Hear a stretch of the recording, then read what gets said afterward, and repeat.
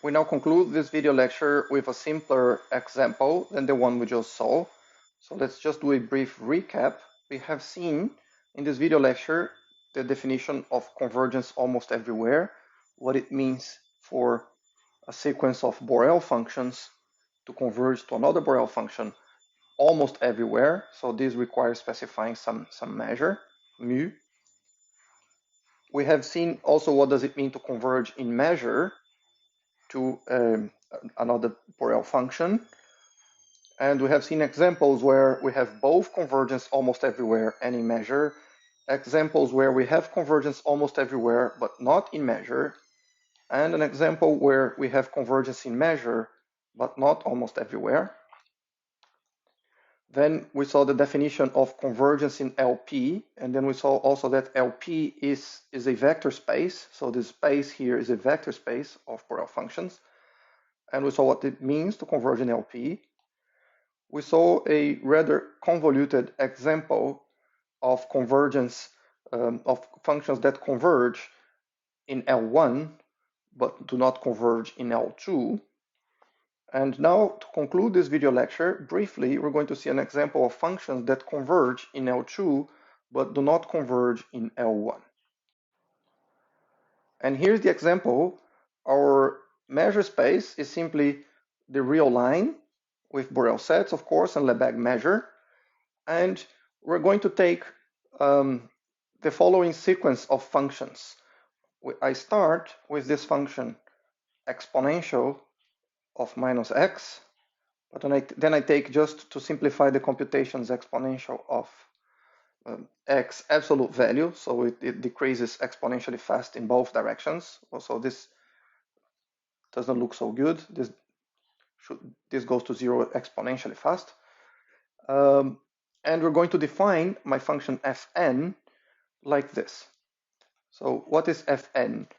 We're going to make this function f that originally looked like this, we're going to spread it by a factor n. And in order to spread it, what do we do? Well, this point here of the function, it will be, instead of being at this position, it will be twice as far. And it will be twice as low as well. So this point will be here. This point will be just twice as low.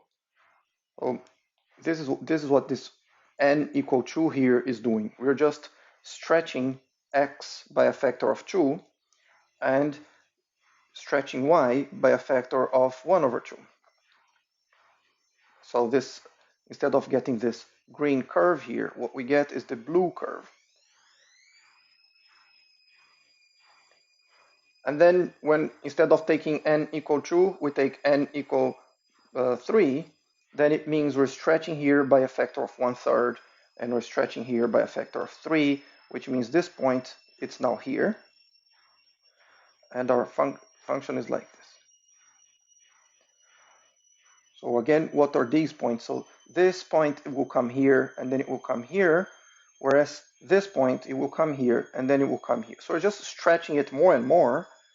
And because it's just stretching, if we compute what's the integral of this function fn with respect to the Lebesgue measure, well, just by doing a change of variable, we can see that this is actually equal to the integral of f dx. And we can compute that integral equals to 2. So this is true for every n, and because it's true for every n, it does not converge to 0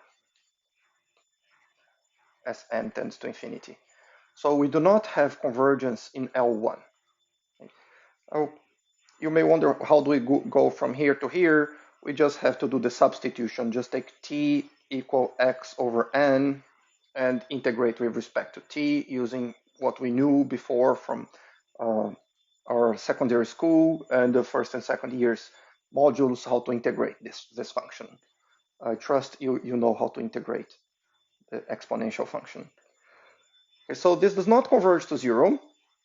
However, now let's see what happens if we are trying to see convergence in L2.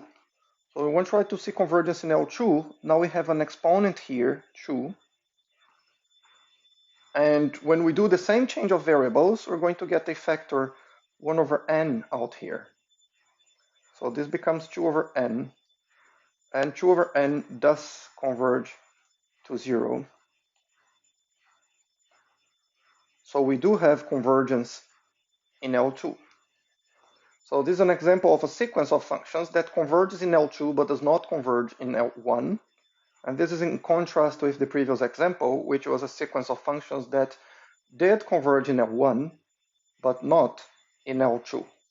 So you see these convergences for Borel functions are not necessarily comparable. Of course, you can already kind of guess what is happening. In the previous example, the functions were diverging vertically and converging horizontally, whereas in this example, the function is diverging horizontally but converging vertically. And this is the situations when L1 and L2 cannot be compared. They compare, in this situation, they compare differently from how they compare in this situation. So this example concludes this video lecture about convergence of Borel functions.